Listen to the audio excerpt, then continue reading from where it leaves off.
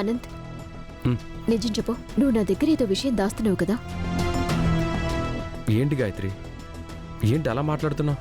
లేకపోతే ఆ స్కెచ్ ఆర్టిస్ట్కి డబ్బులు ఎందుకు ఇచ్చావు?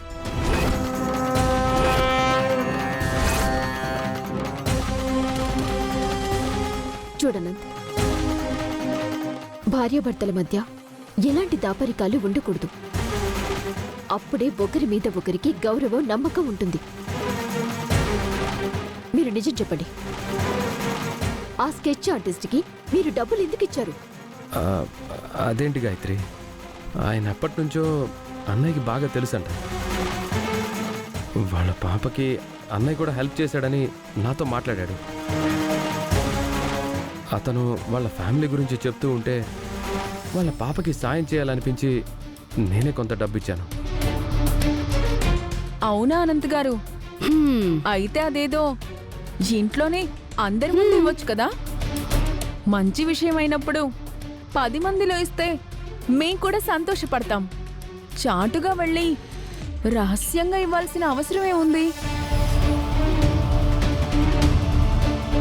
ఆ రహస్యం వెనకాల ఏ నిజం దాగుందో చెప్పండి, అడుగుతున్నారు కదా. మీకు ఆయనకి మధ్య ఏ రహస్యం లేకపోతే అందరి ముందే డబ్బులు ఇవ్వచ్చు కదా. చూడు గాయత్రి, నా దగ్గర ఏ రహస్యం లేదు. నువ్వు అరిచి గొడవ చేయకు. నేను చెప్పేది నిజం. అందరి ముందే ఇచ్చుండేవాణ్ణి, కానీ నేను బయటకు వచ్చేసరికి ఆయన నాకు అన్నయ్య గురించి చెప్పింది విన్నాను. అప్పటికప్పుడే నాకు మనసులో అతనికి డబ్బు ఇవ్వాలనిపించింది, ఇచ్చాను. అంతే, అంతకు మించి ఏమీ లేదు. గాయత్రి, తనేదో దాస్తున్నాడనే విషయం తెలుస్తూనే ఉంది కదా. ఊరసి, ఇది మా భార్యాభర్తల మధ్య సమస్య. మధ్యలో మీరెవ్వరూ ఇన్వాల్వ్ అవ్వకపోతే మంచిది. అత్తయ్య, ఊర్వశి, మీరు వెంటనే ఇక్కడి నుంచి వెళ్ళండి. ఒసేయ్, మొగుడు పెళ్ళలిద్దరూ పొమ్మంటే ఎందుకే ఇంకా దిష్టి బొమ్మలా నిలబడ్డావు? పదా, బాగా మర్యాద చేశారు కదా, రా.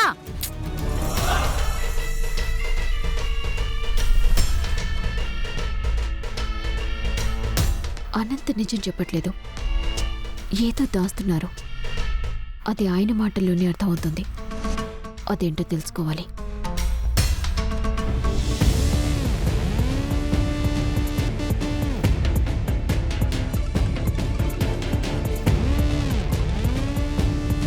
చెప్పు స్వాతి. సార్, నన్ను ఇద్దరు పోకిరి వెదలు ఏడిపిస్తుంటే వాళ్ళని కొట్టాను సార్. దాంతో వాళ్ళు నా వెనకాల పడి నన్ను ఫాలో అవుతున్నారు సార్. సార్, నాకేదో భయంగా ఉంది సార్. ప్లీజ్ సార్, మీరు ఒక్కసారి రండి సార్. ఎక్కడ, ఏ ఏరియాలో ఉన్నావు? పోలీసులకు ఫోన్ చేస్తానుండు. వద్దు సార్, ప్లీజ్ సార్. కంప్లైంట్ అంటే నా కెరియర్ పాడవుతుంది సార్. సరే, నేను ఇప్పుడే వస్తున్నాను స్వాతి, నువ్వు కంగారు పడకు.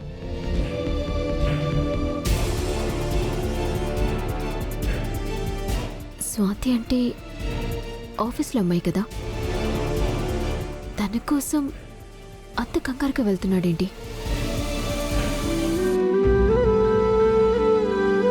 సుందరి, పాపం రామయ్య వాళ్ళ పిల్లని ఎలాగైనా మనమే చదివించాలి.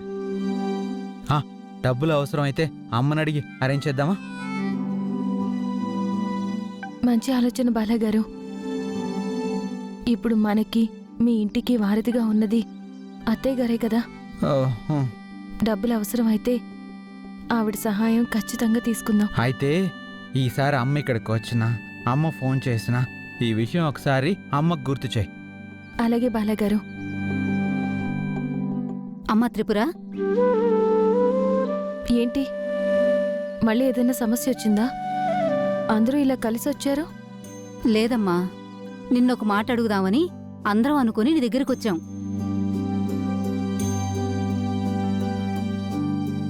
ఏంటండి అది? ఇన్ని రోజులు పంట పండించడం తప్ప దాన్ని ఎలా అమ్మాలో మాకు తెలీదు. ఆ దాక్షాయిని దగ్గర అప్పు తెచ్చుకోవడమే కాదు, వడ్డీలకి లెక్క కట్టడం కూడా తెలీదు. మా ఊర్లో ఏదైనా సమస్య వస్తే ఇబ్బంది పడుతూ కష్టాలు అనుభవించడమే కానీ ఎదిరించడం, నిలదీయడం మాకు తెలీదమ్మా. కానీ నువ్వొచ్చాకే మాకసలు నిజాలు తెలిసాయి. ఆ దాక్షాయిని చేస్తున్న దాష్టకాలు అర్థమయ్యాయి. పంచాయతీ ప్రెసిడెంట్గా ఉంటూ ఎర్రబాబు చేసే అవినీతి తెలిసింది. రాష్ట్ర ప్రభుత్వం పంచాయతీ ఎన్నికలకి నోటిఫికేషన్ ఇచ్చారక్కా. ఈసారి మన ఊరి పంచాయతీ ఎన్నికల్లో ఏకగ్రీవంగా మళ్ళీ ఎర్రబాబుని ఎన్నుకోకుండా మా అందరి తరపున నిన్ను నిలబెట్టాలని అడగడానికి వచ్చామక్కా. త్రిపుర, నువ్వు ఈ ఊరి ప్రెసిడెంట్ అయితే ఈ ఊరికి మంచి జరుగుతుందని వీళ్ళందరూ ఉద్దేశం అమ్మా.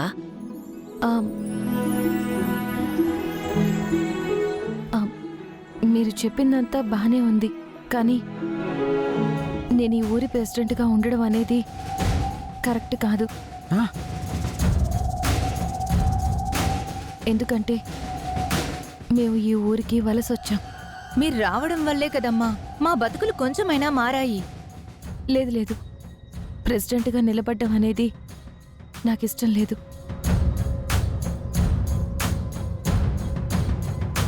మీలో ఎవరినైనా ఒక్కరిని ఎన్నుకోండి. కావాలంటే వాళ్ళకి వెన్నుదన్నుగా నిలబడతాం. అందరం కలిసి గెలిపిద్దాం.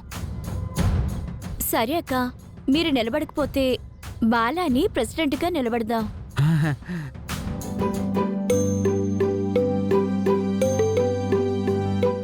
నేనా? వాళ్ళు చెప్పింది నిజమే. ఒక మంచివాడు ఊరికి ప్రెసిడెంట్ అయితే ఊరికి మంచి జరుగుతుంది.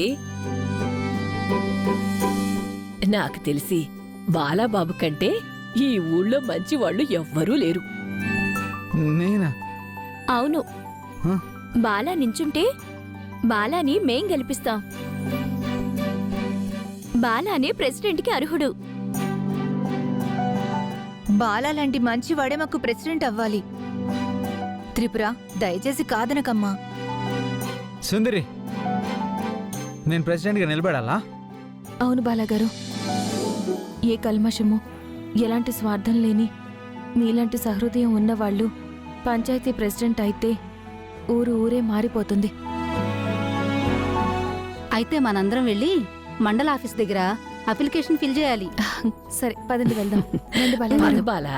పదండి.